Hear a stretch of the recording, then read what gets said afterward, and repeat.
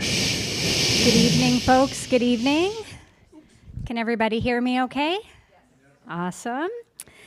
Well, welcome. It's always a pleasure to be here at the Explorers Club. My name is Cedar Swan. I'm a member here at the club, and I'm also the CEO of Adventure Canada, which is the sponsor of this evening's event. Thank you. Not sure what that's for yet, but thank you.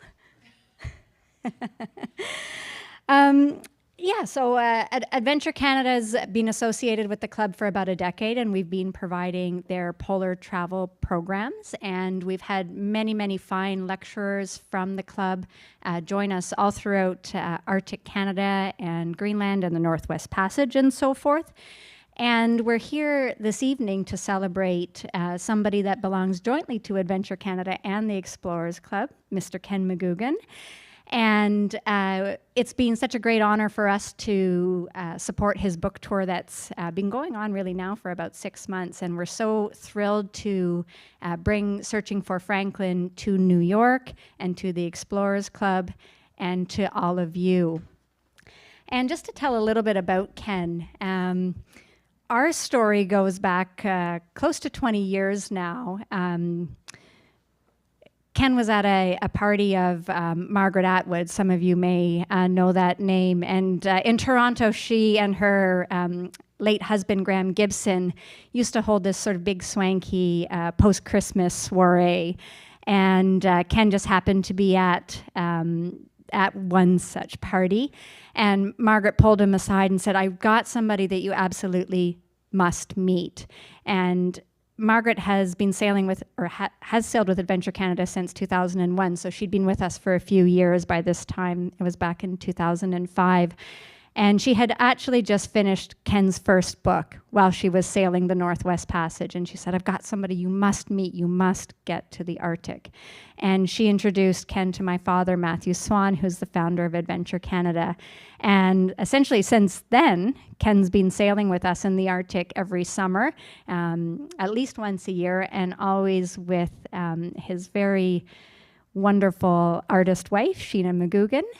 And so we've made a lot of wonderful discoveries over the years, and Ken has shared his passion and history for the North with thousands of folks through these expeditions together. And as you'll see this evening, Ken has a real knack for making history come to life and making it fun, and he's just a phenomenal presenter, so I'm so thrilled. So since that time, Ken has been busy writing. He's published 16 books, among them 6 are bestsellers, and almost all, but not exclusively, about Arctic exploration. He's won many honors for his work, among one of them, one that he's collected right here in New York, a Christopher Award for a work of artistic excellence that affirms the highest values of the human spirit. Before turning mainly to books, Ken earned 2 university degrees and worked as a journalist for 2 decades. He won a 3-month fellowship to the University of Cambridge, and later from the University of Toronto took home an award for teaching excellence. Ken's been the chair of the Public Lending Right Commission and serves as an ambassador for the Royal Canadian Geographical Society and is a fellow of the Explorers Club. This summer, Ken will be joining us again, sailing through the Northwest Passage. And I know Northwest Passage and Franklin is one of his many passions, and it will be an honor for me to introduce Ken to you now. Ken.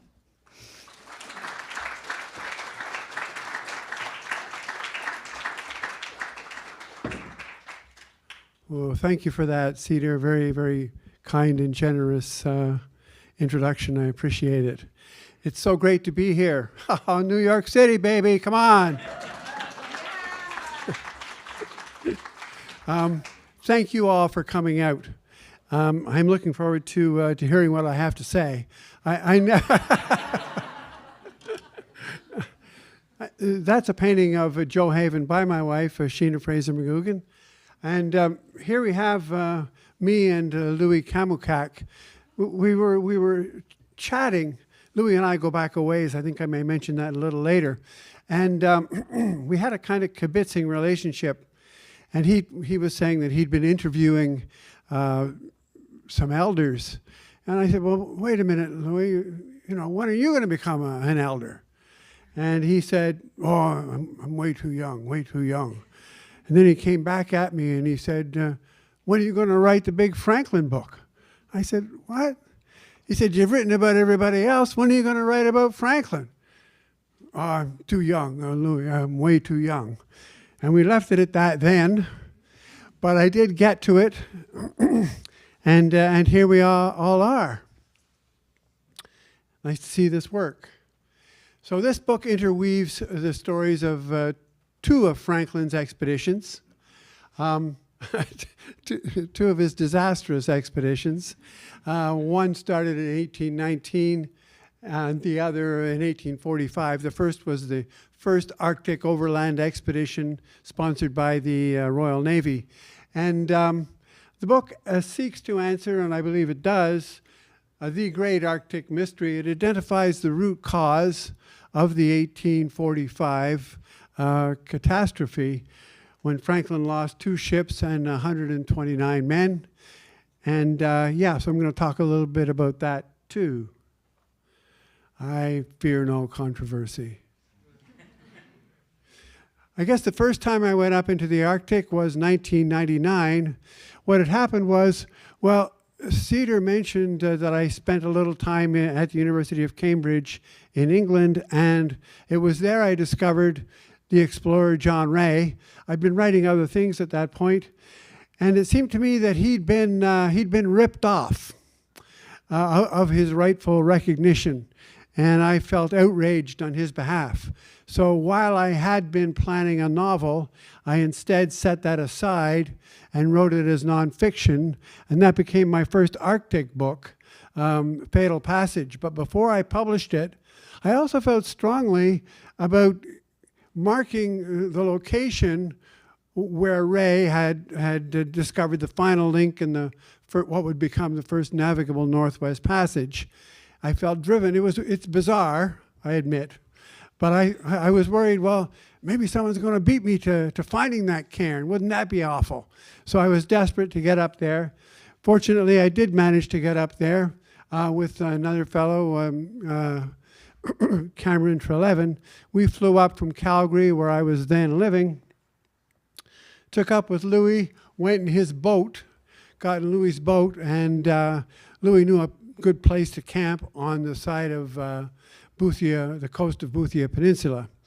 It looked like just every other place, but that was fine. So we camped there overnight, third floor tent, and we went out next day. And after scrambling around, I tried to tell him we should go up the coast. No, we got to go to the exact longitude. I said, okay, but the cairn's going to be on the coast. Anyway, that's just entre nous. So we eventually went back to the coast, and there it was at exactly the latitude John Ray had stipulated. He was very meticulous. And there's Louie looking at the cairn. There's me and Louie. The ruined cairn, as you can see, it's kind of falling down, or was. Still there last time I was there. Placed the plaque. Oh, that was good fun, carrying the plaque out to the location. Actually, Louie's a bit of a rascal. And he took off. We were talking about could we maybe just drive the boat there, because it's a few kilometers. No, we're going to hike it. Okay, but he took off with the plaque over his shoulders at a heck of a pace. I didn't think it was right to try and go that fast, but anyway, we did catch him, and we put the plaque there and toasted it. And I told that story for the first time in Fatal Passage. I actually end up revisiting it somewhat in the new book, Searching for Franklin. And as Cedar was saying, Margaret Atwood read that book while she was voyaging, and she hauled me by the shirt sleeve. Cedar left that out, but if you know Margaret Atwood, you can trust that. She hauled me by someone you got to meet, hauled me through this one crowded room to another one and stood me down in front of Matthew Swan and said, "See you later." She disappeared into the crowd, and she left Matthew and I looking at each other. What are we doing here? But we sorted it out. And soon enough, Matthew invited me to come sailing with AC, and I've been doing that ever since. I laid low through the, maybe you heard of this thing called COVID. I kind of avoided that, you know. But yeah, ever since. So, polar bears. You know, the Arctic immersion was very much part of what enabled me to put together this latest book. The ubiquity of polar bears, for example.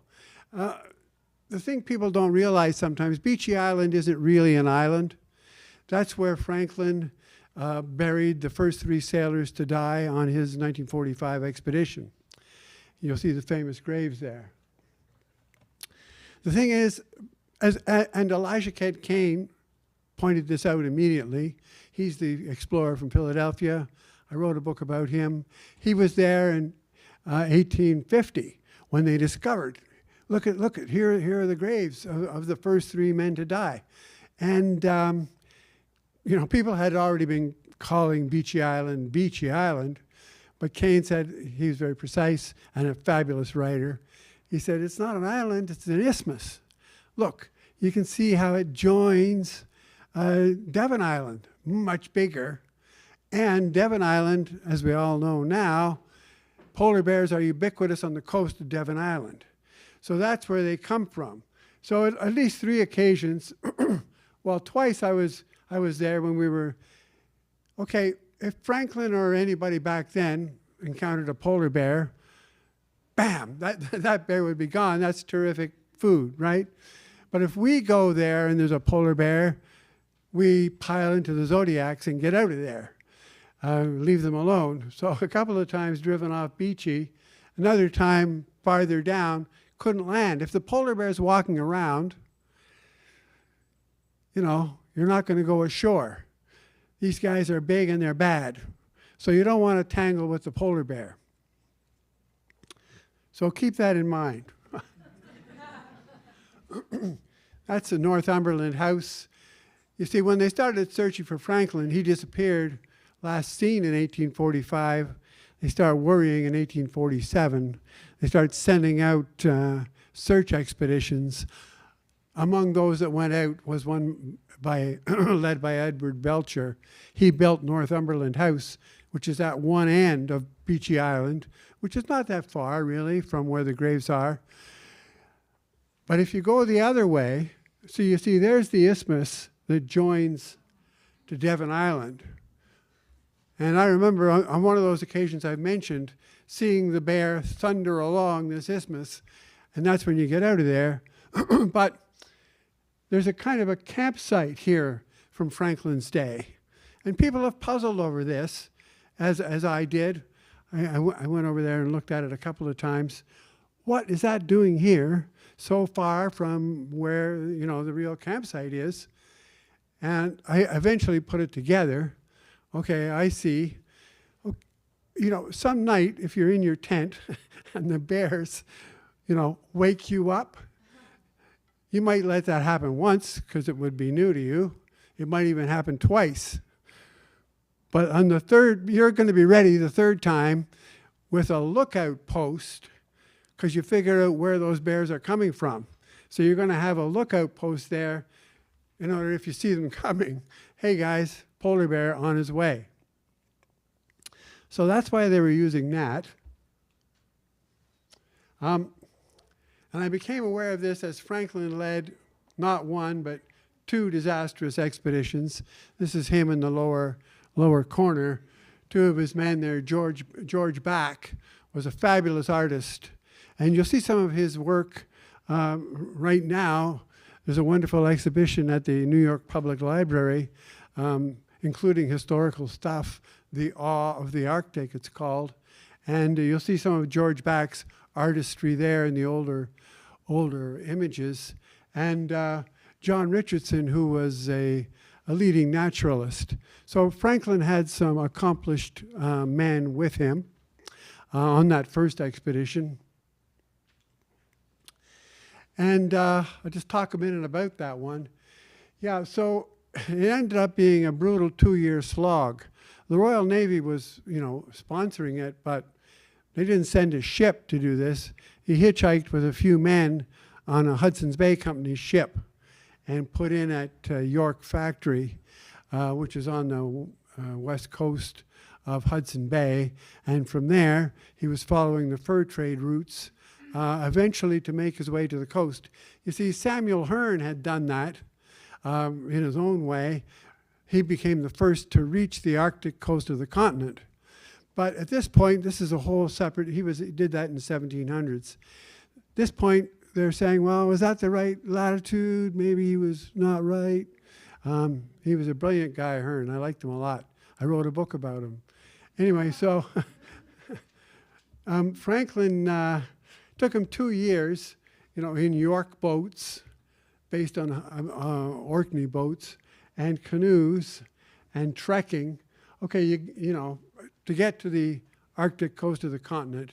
And he did that at what's now called Kugluktuk, the mouth of the Coppermine River. He did it thanks to the Inuit and the Dene and the Métis who were traveling with him, because he had a few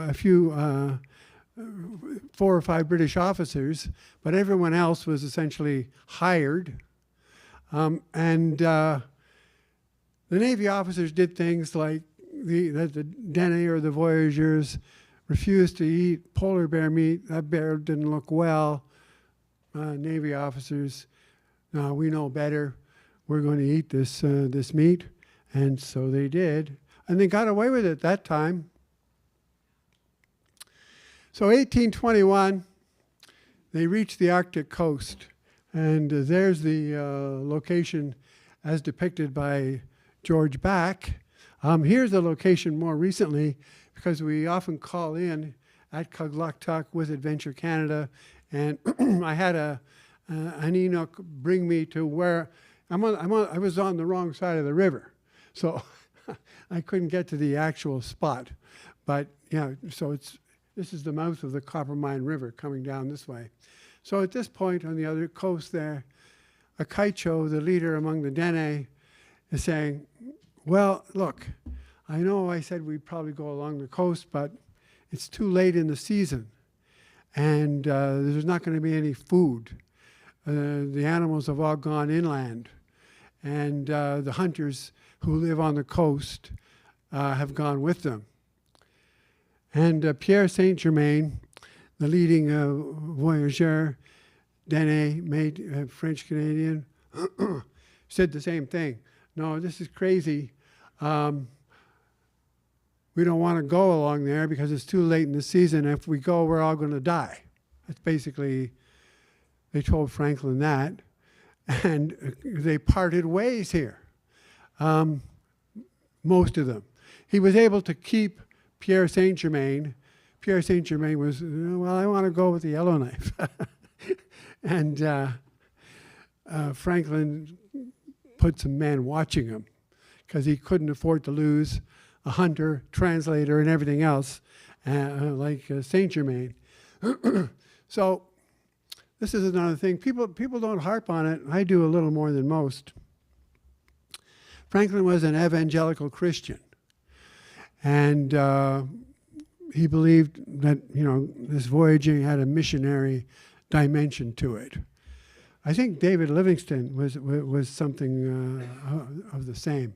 So Franklin on the coast, he's listening to these experts, the local experts, telling him, now's a good time to go back. And he's thinking, the Lord will provide. I've always been a good servant of the Lord.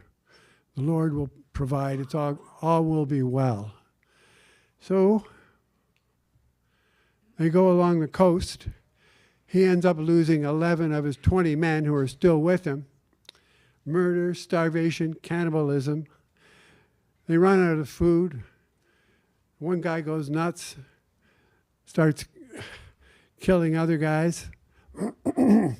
Fortunately, John Richardson put an end to that, but guys were starving to death. They make it back to Fort Enterprise, which is their headquarters for this whole operation.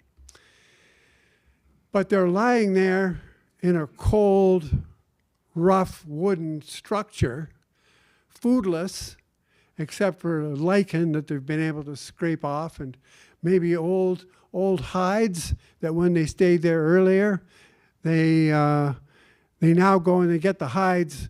Maybe there's a little food on those things after all. And by this time too, they've been eating their moccasins, which are made, from skins. So they're near death's door when finally one of the guys, who's better off than the others, Pierre Saint-Germain, they finally find where the Dene have retreated to, and Akaitcho sends a couple of men to rescue Franklin. There's a rescue shot right there. So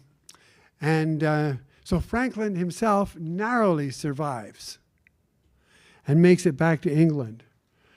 Okay, so back in England, strange as it may seem, he's hailed as the man who ate his boots. He becomes a popular figure. He's heroic, fantastic. You see, most of the men who died were not Englishmen. So, never mind that the Englishmen were carrying 20 pounds and the voyageurs were carrying 80. So, slogging in this very difficult terrain. But he's the man who ate his boots, and that goes a long way towards making him a celebrity and him marrying an extraordinary woman, Jane Griffin. So meanwhile, I'm messing around in all this, and then 2014 and 16, you get the discoveries of the Erebus and the Terror, which probably most people in this room have heard about. And they revive a great deal of interest in Franklin's second catastrophe, the one that began in 1845 when he sailed. He was supposed to emerge into the Pacific trailing clouds of glory. Of course, it didn't work out that way. And as I said before, I think, they're starting to worry, where the heck is Franklin? He sailed in May. What could possibly go wrong? He had those two state-of-the-art ships. He had the flower of the British Navy with him. Going to be a piece of cake. So by 1847, the Arctic Council is wondering, where informal body, where's Franklin? The guy who's standing there is pointing is John Richardson, depicted so. Anyway, Jane Lady Franklin is a force in her own right. She's a traveler. She's a world traveler, extremely independent woman, far more intelligent than John. She could, oh yeah. Well, I wrote a whole book about her called Lady Franklin's Revenge. And she kept him afloat most of the time. But they ended up coming back from Tasmania, where she had gotten him the job as lieutenant governor. They come back to England, actually kind of, their reputation had been bludgeoned by a very nasty individual named John Montague, with whom Franklin had had an altercation. Montague had a lot of ammunition because he realized who was writing the letters that were going out, the government dispatches, because he knew John Franklin's style. Such was his literary ability that didn't really exist, and very pedestrian. He could write, sentences and paragraphs, but Jane Franklin had some style. It is Jane Lady Franklin, just to clarify. This is one of those British things. If you're born a lady, okay, your father is a lord, then you become Lady Thompson or whatever it is. If you marry, then it's Jane Lady Franklin. Is all that clear? There's going to be a test. Yeah, it gets tiring after a while to try and explain that. Keep having to do it. Sometimes I just throw my hand up, fine, call her what you want. So Elijah Kent Kane, he's, in my view, probably the best writer among the explorers. Doctor from Philadelphia, adventuresome, very, very smart, also an excellent artist. That etching was based on one of his drawings. And he's there when they find the graves. And one of the things that struck me at that finding, well, I won't go there yet, at that finding, the first time I got there to Beechy Island, I mean, I'd been to the Arctic in '99, but I didn't get to Beechy until I was sailing with Adventure Canada. So when I got there, we arrive and there's a piper playing, and I'm looking around and there's no ice anywhere to be seen. Okay, in my mind, I knew it wasn't so, but Elijah Kent Kane had painted this vivid picture of the ice that was everywhere. And the ships were locked in the ice, several ships, thick ice. They could walk across. So that brought home to me, viscerally, like, whoa, wait a minute. We're fairly far advanced in this thing they call climate change. All right, so 4 years later, John Ray is out. He's the extraordinary explorer who launched me on my career because I felt upset. And so 1854, he's out looking around. He's not even looking for Franklin. It's 9 years since Franklin sailed. And he meets some Inuit hunters out on the land, and he notices that one of them is wearing a cap band from a British naval officer. And he says, you know, where'd you get that? Of course, he's communicating through this man, William Oligbuck Jr., who was the best translator, bar none, at this time. And he learns, well, yeah, we got this cap band from some people. A couple of ships went down, and the survivors were staggering along the coast of. They didn't. It was hard to clarify. They didn't know. Okay, King William Island didn't have that name. There's an island there. There's a coastline. The guys were staggering along it, dropping down dead, and then the last survivors. Well, they told them there was cannibalism. They were eating each other at the end. Ray did a very thorough cross-questioning of all the people who were telling him this. And they brought him relics, because he said, if you have some evidence, some more stuff like that cap band, maybe bring it back to my campsite and I'll pay you well, which they then did. And with Uligbach, he interviews all of the all of those who brought these things, and he determines what happened. And he then goes back. He brings that news to England, and he puts it in a report. When he talked with Sir George Simpson, who was the governor of the Hudson's Bay Company at that time, Simpson said, "Yeah, well, when you get back there, you know, they're going to make you a knight. It's fantastic information you found here." Well, they not only didn't make him a knight, they trashed him, and they accused the Inuit of being, you know, cannibals themselves. They were the ones who did it. And Lady Franklin got Charles Dickens involved, writing 2 great long screeds denouncing Ray's report as it appeared on the front page of the Times. He hadn't intended that, but that's where it ended up. So there you have what happened. I mean, he defended himself. Dickens had the decency to let Ray write one rebuttal.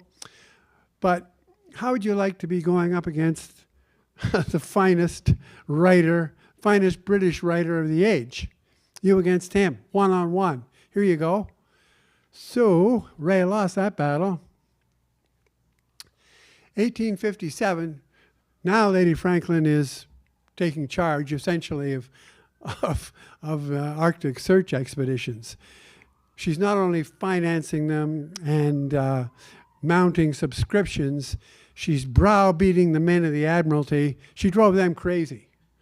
I mean, they'd heard enough of Lady Franklin. She actually moved closer to the Admiralty buildings there in London so she could, badger them.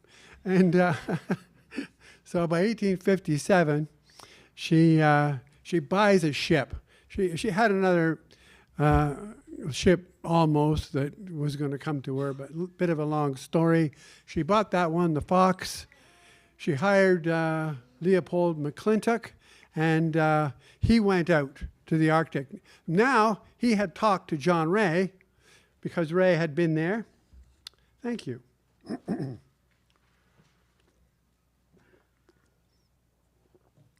Ray knew the secrets of what had happened. And he goes and he finds bones, dead bodies. He finds the Victory Point note or record, essentially the only legible piece of paper we have seen to date. And it tells of an 1848 flight from the ships. 105 men deserted the ships, but by then you had 24 who were dead. I think I'll come back to that in a minute. So the search is still going on. 1860s, 1870s, you got a couple more Americans up there. Charles Francis Hall and Frederick Schwatka. And together again, the key people here are the Inuit, because you can't interview an eyewitness unless you have an Inuit translator with you. So these are the people who are doing the job. Tukulito and her husband, Birbing, and Tulagak, an extraordinary hunter who led Schwatka in traipsing over the Arctic tundra.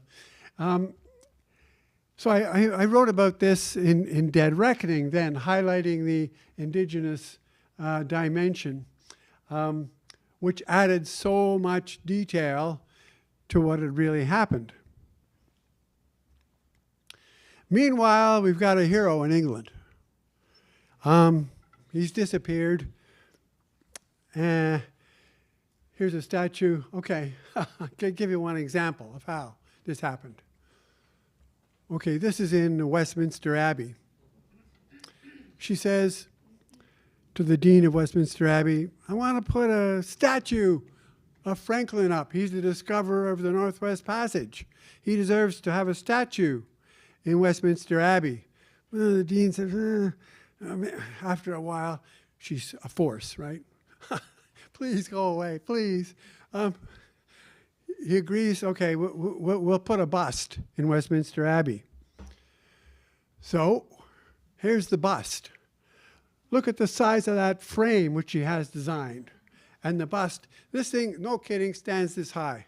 It might as well be a statue, right?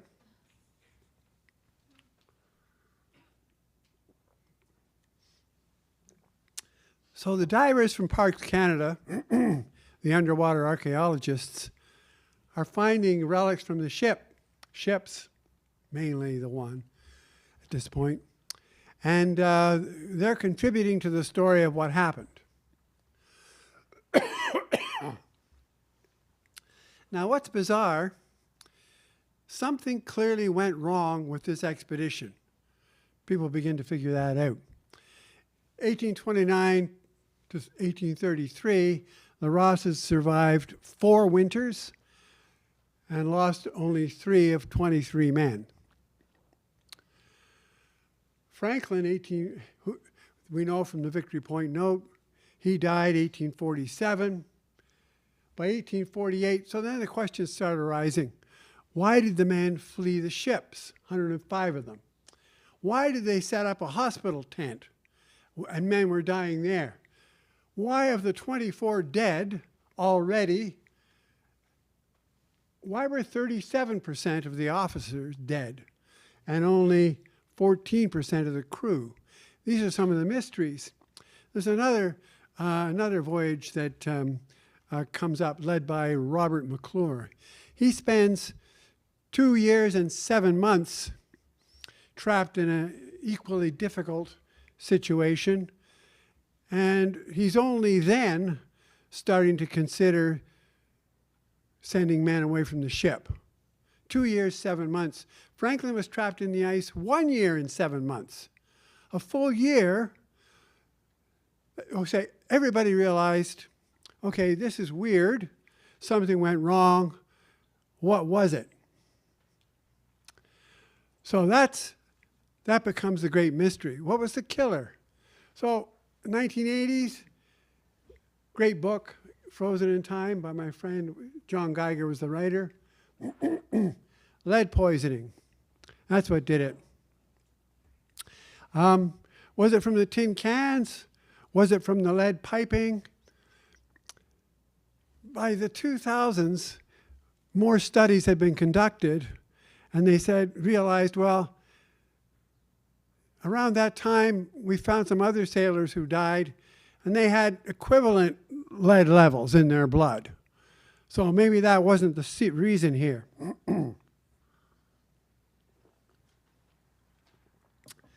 This idea of botulism then came up, Scott Cookman's book. By the 2010s, scientists had rejected both. And so the mystery remained. And I detail some of this in my book, Searching for Franklin. So here's the studies. You can check. I hope you will check. You'll need the book to check.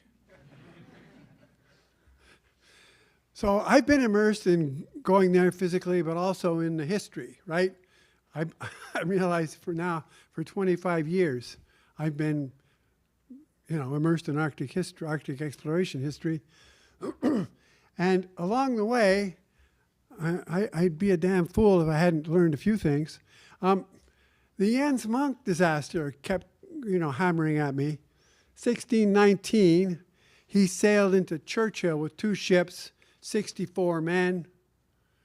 He sailed out with 3 men. He lost 61 men, almost his entire expedition. And then, so why did that happen?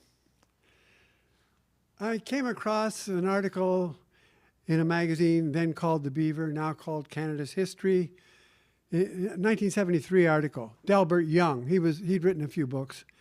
He argued that polar bear meat led to illness and death by trichinosis of the Jens Monk bunch, because Jens Monk Journal talks about eating polar bear, and of course, it's well known that bears carry the trichinella virus. Another one was Salmon Andre, 1897 expedition. And this is another situation. These guys were in a balloon that went down. And, sometime later, this doctor, Ernest Tride, went up there and found some polar bear meat, tested it, and it had trichinosis. And he wrote a whole book explaining the demise of the Salmon Andre expedition. So I checked in with David Waltner Taves, probably he's one of Canada's leading epidemiologists. I was chatting with a bookman, Philip Turner, last night, and Dr. Fauci. Think Dr. Fauci of Canada. So I touched base with David, and he said, it certainly sounds like trichinosis when you look at the symptoms and what happened, what unfolded. Why did these guys panic? I mean, why did they have that hospital tent? They're afraid, right? We don't know what's going on. Why are these men dying? So trichinosis, I'm not a doctor, but I learned this much. It comes from eating meat that's been infected and uncooked. Not every bear is infected. Quite a number of bears are infected. And if you eat that meat without properly cooking it, and they've got the trichinella parasite, well, then you're going to get it. And this is what happens then. First of all, you get stomach, diarrhea, not good, 2 to 4 weeks, fever, headaches, things are getting worse. It can affect the heart, the brain, lungs. Ultimately, it kills you. That's what happened to Jens Monk's man. That's what happened to Solomon Andre and his man. Although it's easy to say, okay, look, one of them shot himself. Well, yeah, if you're suffering from trichinosis in the middle of the Arctic and there's no hope of anybody ever coming to rescue you, what are you going to do? So, yeah, you can read all about that. It's not a fun way to die. They can treat it now. It's fantastic. The advances that medical science has made. Thank God, eh? So what happened? All this was pointing to a new root cause, as far as I was concerned. There's a photo of on a McClintock ship of a polar bear. They're putting the meat into these barrels. So that's what happened, in my opinion, with the Franklin expedition, because we knew he ate polar bear meat, had no compunctions about doing so. They didn't know then what we know now. And my own experience, I saw those bears coming over to Beechy Island, so I knew he had access to them right there. So I'm saying, look, they shot the bears on Beechy, put the meat in those barrels, sailed south with it. They had it was going to be fantastic. We have more fresh meat than we need. But it was infected polar bear meat. So I'm waiting for, the underwater archaeologist to bring up a barrel that has some remains of meat in it. So again, in the 1840s, as in the 20s, they ate bear meat with gusto. The strange, painful deaths led to panic, hospital tents, and the flight from the ships. Polar bear meat spawned the killer trichinosis. And, so I claim I've solved this mystery. Do I have physical evidence? No. I have a circumstantial case, and I await the physical evidence. So yes, the polar bears did it, not exactly in the way that's being shown here. And I say it's time to celebrate with a voyage. So I'm heading into the Northwest Passage with AC this year again. We're going to get to the plaque that I put there. We're hoping to. Things can go wrong. The ice is uncontrollable. Hoping to get back to that plaque that I put there 25 years ago with Louie Kamookak. So maybe some of you will join us on that voyage. Thank you very much.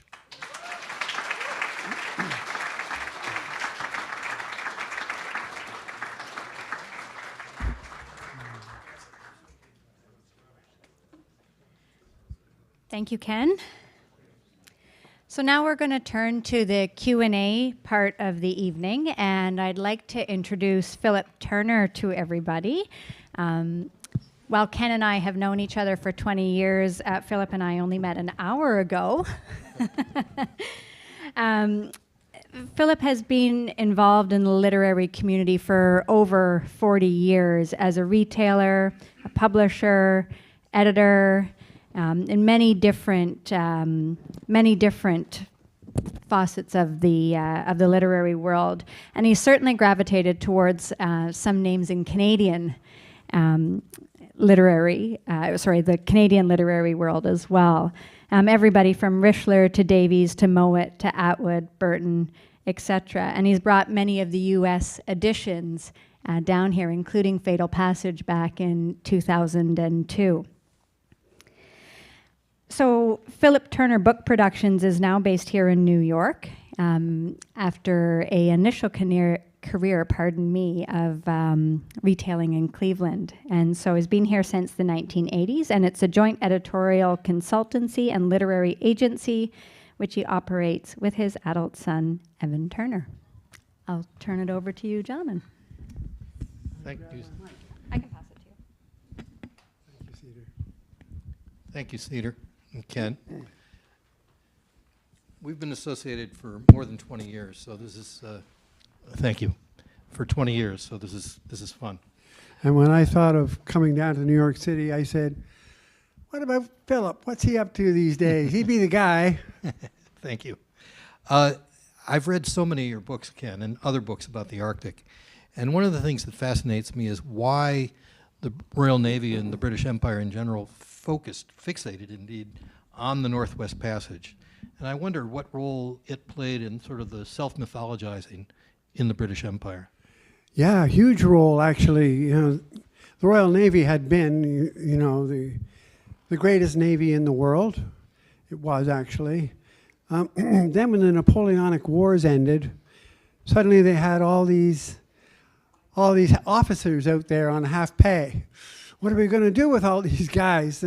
Franklin was one of them. They're getting bored and restless and desperate, in fact. And so that was a driving motivation. And they started, what can we do with them? The Russians were kind of edging into the north. And of course, initially, the quest had been an economic one, thinking they were going to reach the riches of Cathay in very short order by simply sailing through there. How difficult could it be?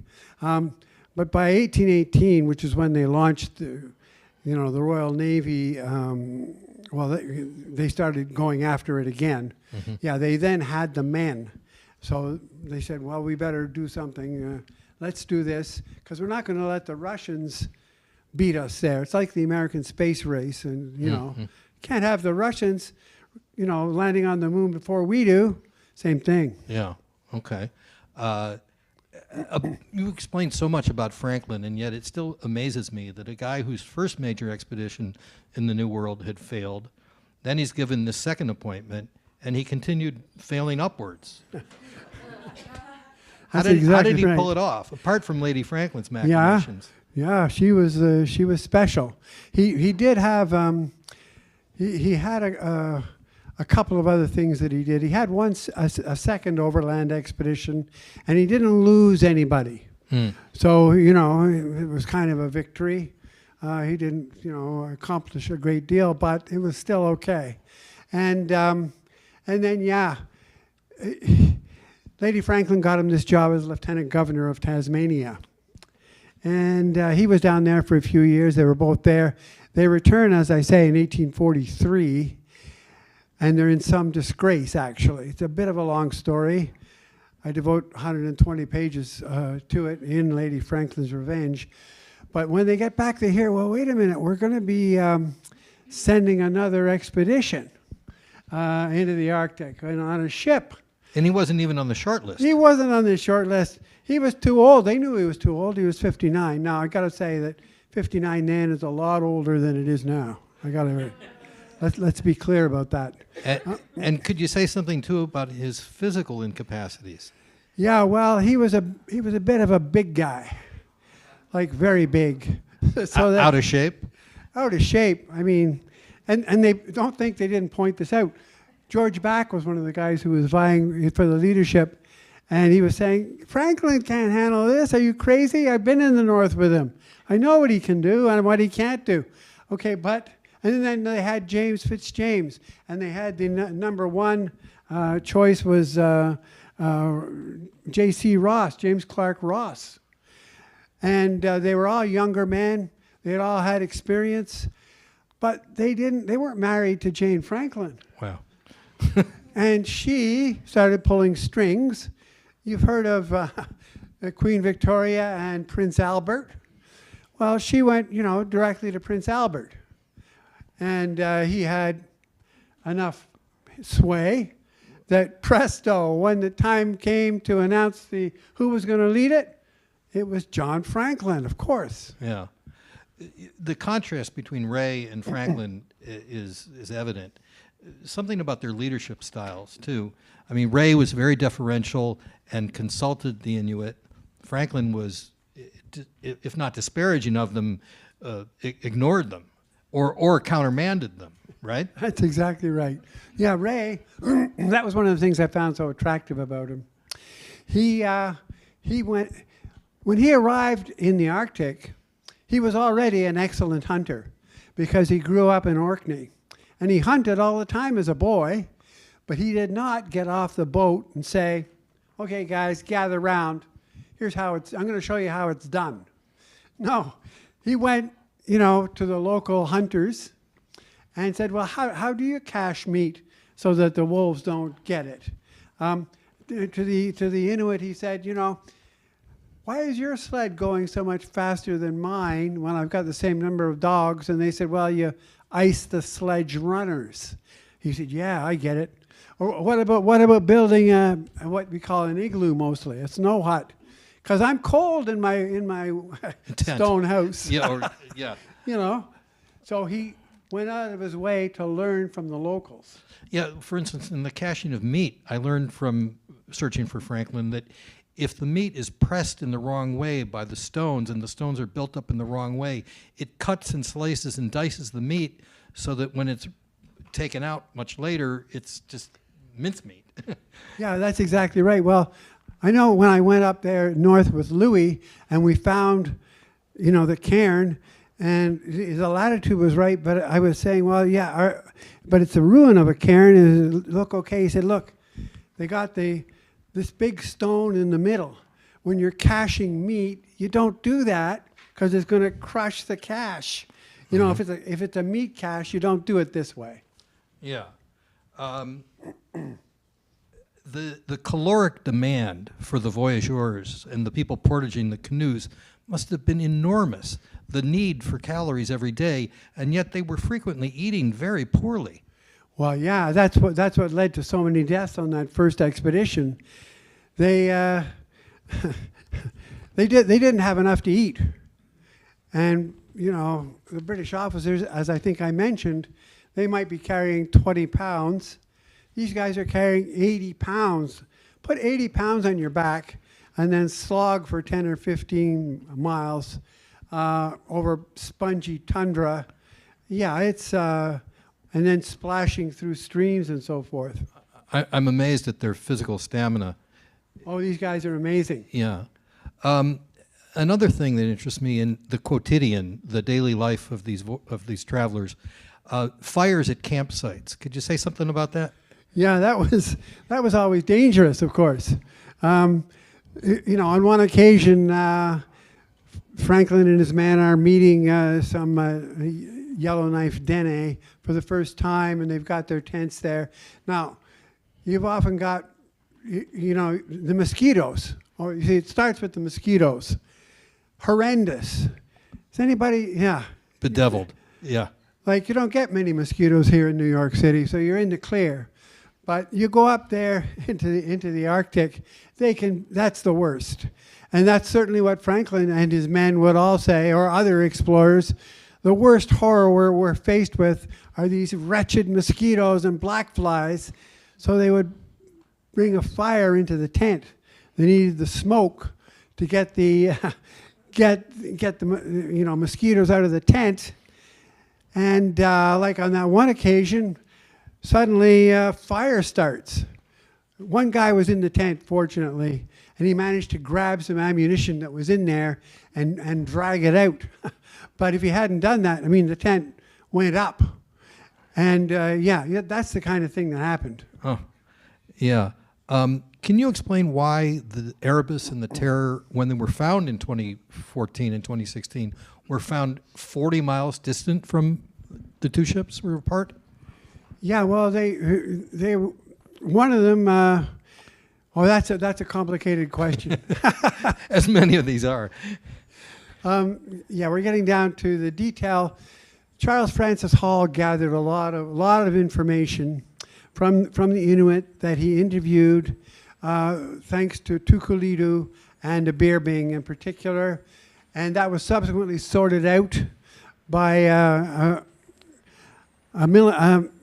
sailor named David Woodman in a book called Unraveling the Franklin Expedition, and he explains there how it came to pass. He revised the original story. The original story had all the men leaving the two ships, and that was the end of it. But judging from this Inuit testimony, that was not the end of it. Some of the men went back to the ships. So there's been a revised version of what happened to the Franklin expedition. Some went back. So one of the ships, the Erebus, was probably floating free, and they got on the Erebus and they drifted south to where it was. The other ship, the Terror, didn't get so far. It came down with the ice to a certain point, ironically to Terror Bay, where it was found just off King William Island. But yeah, so the two ships were separated. There were some men on one of them, and we know that from the stories. Yeah. So separated in distance and probably in the time at which they sank, right? Yeah, exactly. Yeah. Yeah. The one was, well, they were completely separate, so they sank independently. Yeah. What role did discipline and fear of mutinous conduct play on the expedition? And who was Michel Terrehote? Yeah, okay, we're going back. That's to the first expedition. The land expedition. Yeah. Well, you see, the Royal Navy guys, they all came up through the same system, right? They all understand, well, look, if you get drunk, you're going to get disciplined, you're going to get beaten, you might even get, whipped if you do something really awful. They understand, and then, obey authority, etc. Okay, these voyageurs, these are freewheeling guys, and they're very adept, often, in the outdoors. So one of them, Michel Terrehote, was an Iroquois, very big and strong, and he was the guy who kind of went off the rails, and he went off, first of all. You see, the men are trekking back at this point, back to Fort Enterprise, and some of them are saying, I can't make it, I can't make it. And Terrehote talks to another guy after a while and says, okay, I can't make it, although he's bigger and stronger than anybody else. I can't make it. So, okay, you can stay here or go back with the other men.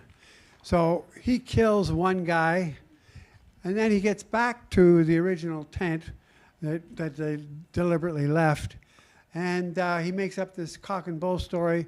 Yeah, that guy just disappeared, but he's bringing them meat he says he cached an animal out there. And then one of the guys who was there at the camp, a lovely guy really, a beautiful writer, a young guy named Robert Hood. He was the other junior officer with George Back. He had a terrible time trying to survive, and he was dying, basically. But Terrehote moved that along a little bit by shooting him in the back of the head. And when Richardson and Hepburn were getting into it a bit, looked at him and said, well, you couldn't have shot him with that gun at the back of the head. But they didn't dare confront Terrehote at that point because this guy's armed to the teeth. So they waited their chance.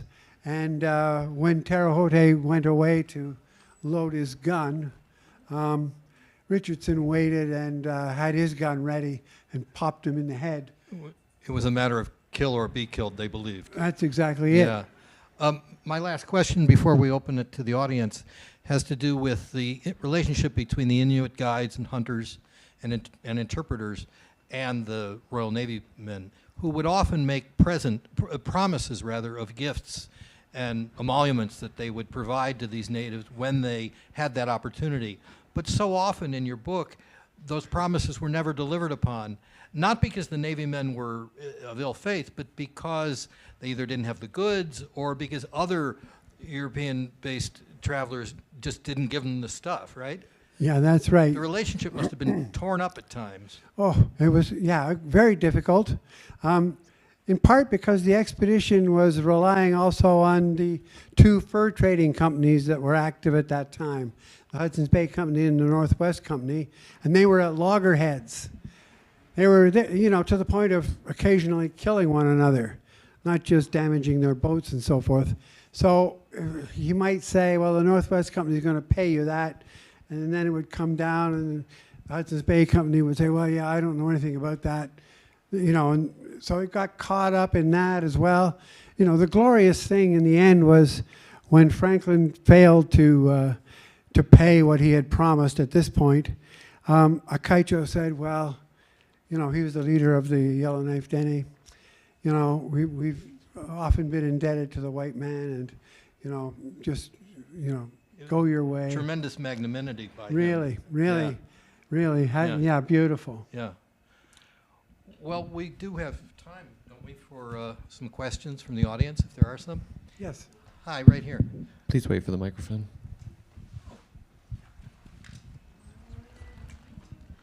Hey. Sorry, I was having a sore throat earlier in the week. I'm a business operations associate at Ocean X, so oftentimes I feel like Lady Franklin because I'm always trying to pull strings with the big guys for my crew, if you know what I'm talking about.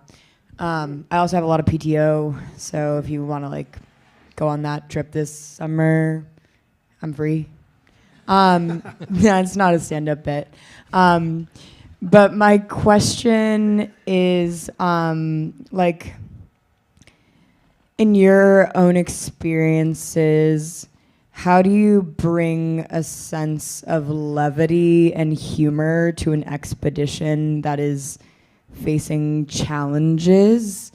And how is that not met with people not taking you seriously, but you're just trying to make the best of a tough situation sometimes?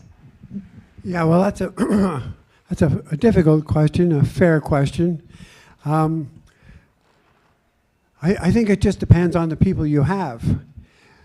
If you've got people that are optimistic and upbeat, no matter what goes wrong, it's somewhat easier. And I put myself in that camp. I drive my wife crazy because no matter what's happening, it's all going to sort itself out, So, so that helps. And you roll with it. If the Zodiacs can't land on the shore, That's the worst. yeah, Exactly. yeah. Another question? Hello, I'm Bonnie from the Sudbury Star in Northern Ontario, and it took me 150 pages to realize what pemmican is. Would you just tell it to us what it is, please? Yeah, pemmican was the staple diet that the fur traders used. It's basically pounded meat that then they were able to transport it, and it kept. That was the main thing they lived on, and sometimes they tried other things that they just wouldn't last. So that pemmican was the foundation diet of all the voyageurs. You explained that bacon would go rancid. Yeah, normally someone told Franklin, just bring some bacon in a barrel. It'll be good. Well, it wasn't good. By the time it landed, it was bad. So even nothing's going to last forever. But pemmican, this pounded meat that they learned how to make, again, from the native peoples, that would last for a long time and deliver a lot of calories, those calories you're after. Right. Did they make it in the Arctic? Yes. They made it right there. The gentleman here in the third row. Wait for the mic, please. I have two questions. One was, how did the ships get named, and how did those names get to mountains in the Antarctic? Those ships, were named by the Royal Navy, and they sailed down to the Antarctic. And like both the Erebus and the Terror were down in the Antarctic before they came up and were sailed by Franklin. James Clark Ross called in Tasmania in those ships. And the second question is, can you talk about the rescue missions to try and recover them, and how many people died during those expeditions? A good many died, but we're talking, again, in Lady Franklin's Revenge, I give a detailed record of how many voyages went out and who was sponsoring them, and basically her involvement in so many of them. I don't offhand know how many men died. Some did die while they were searching for the ships that went on, for decades. And then they finally stopped sending out those ships, themselves. Mm-hmm. Yes, sir. Wait for the mic. Does the Royal Navy have a contemporary perspective on the outcome, or what is their perspective on the Franklin expedition? What's their historical narrative at present? That's a terrific question. Actually, there was two things. There was a docudrama made of my book, Fatal Passage, in which I participated. I was in it. It's terrific. It's called Passage.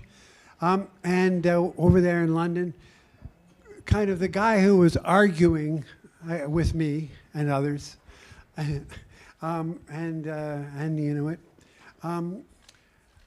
was Ernie Coleman, who was a Royal Navy historian, or he'd been with the Royal Navy and purported to be a historian, and so he was in denial. So we're talking fairly recently. He was still in denial, but more recently, there's a Royal Navy historian named Andrew Lawton, and he wrote a very good book, and he opens it. This is the thing that Coleman was denying. He opens it with a vivid description of the cannibalism of the Royal Navy guys. Cutting up body parts and so forth. Very subversive for a Royal Navy historian to admit Yes, this. yeah, that's right. So it was a big advance.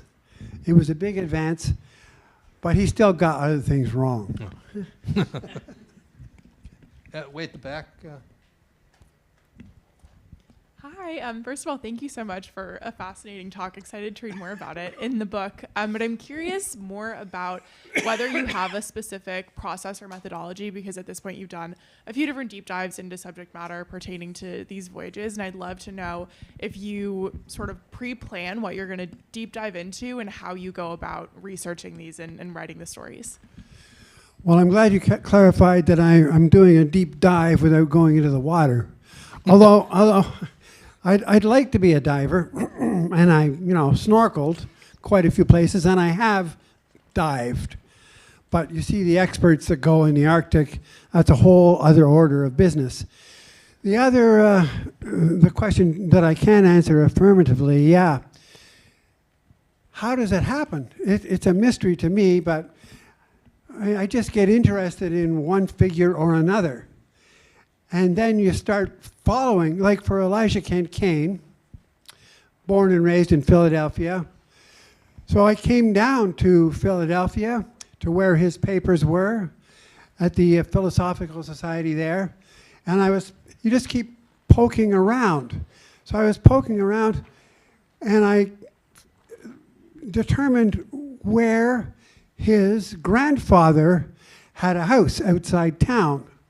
And I went out there, and I talked to a local historian who knew all about it. And she said, "You're the first biographer that's ever come out to the house." So that's one of the ways I operate. I go to where things happened. Same thing when I'm up in the Arctic. That helped me figure out, okay, the bears are on Beachy, and they came from Devon, and they put them in barrels. I had to sort that out, because at first I floated the idea of trichinosis, and people said, well, there's very few bears where he was locked in the ice. So I said, yeah, okay. And then I saw where it came from. Okay, that I put together because I had been on Beachy. I had seen the bears. So mixing the history and the personal experience is the way. And the archival research, for sure, you've got to go and sort that out too. So it gives meaning to my life. I love doing it. So there you have it. Stefan? Ken, just to go back to what you just said, I don't know if you remember it, but I do remember it. We were up in Rensselaer Bay, you and I and David Reed, and we were just Eliza Kane. He had his ships there that went down, and we had a drawing of the land and the landscape, and we were 3 of us, and none of us could come up to any clear description of where this is.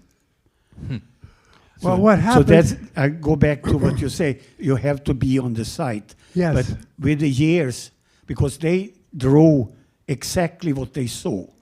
But when we came and we were exactly at the same place, we did not see the same picture. Okay, that's absolutely right. And what happened is, so we're up there. You see, if you go into my book, Race to the Polar Sea, about Kane, you'll see that it's on an island. There's this ridge like that, and he's put writing on it.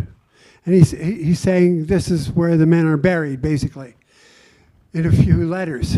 And I thought when I was there, okay, I'm looking for something that's been written on. And then I got distracted with something else somewhere. And then it was Sheena, my wife, and this is the value of having a visual artist. She said, there it is. Well, it was the shape that was there. There was no writing on it. And I thought, you see, Kane put that writing in later when he did his sketch. I thought stupidly that he'd etched something into the rock, but no. So the shape was there. That's where it is. And just then, they called us back to the ship. But the bodies are there to be found. I mean, he buried a couple of men at that location. So either I have to go back or someone here has to go back and, find those bodies. Next time you rest your book, you find. Okay, yeah.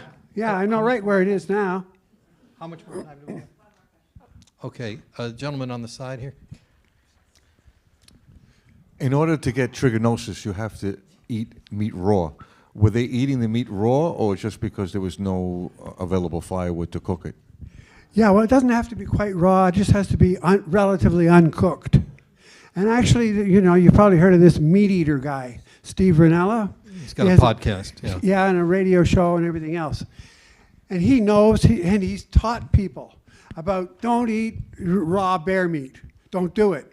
And yet, okay, he was out with some buddies hunting, and you can find this in his archive, out hunting, and, they had killed a bear, and, yeah, let's cook it a little bit. Yeah, that should be okay. And they ate it. And then the next thing they know, he's getting phone calls from his buddies that were out there, said, I'm not feeling well. I don't know what's going on. So he knew, and he knew right away what had happened. They hadn't cooked it sufficiently. Right. Insufficiently USDA cooked. temperature, we don't know what it was. Yeah, But right. it surely wasn't reached that. No. Well, yeah, figure it out in the Arctic. Yeah. If you're building a fire, maybe. I mean, how well are you going to be able to cook the meat? Right. The couple of things I'd like to say to help wrap up, regarding the how Ken wrote the book question, this book is notable for having contrasting styles in it, to Ken's credit. There's passages of first person, there's passages in present tense, there are counterfactual passages. It's a very stimulating narrative, and it was a great job, Ken. Thank you. I'll add to remember the exhibit at the New York Public Library, which is opening this week. It's open. Oh, it's opened, excuse me. And thank you all. I know that Cedar may want to close up, or... Thank you. Thank you very much. Yeah.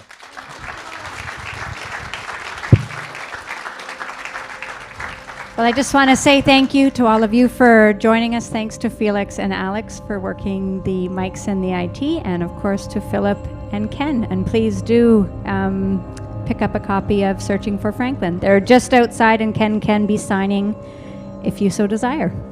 Thanks, and enjoy your evening.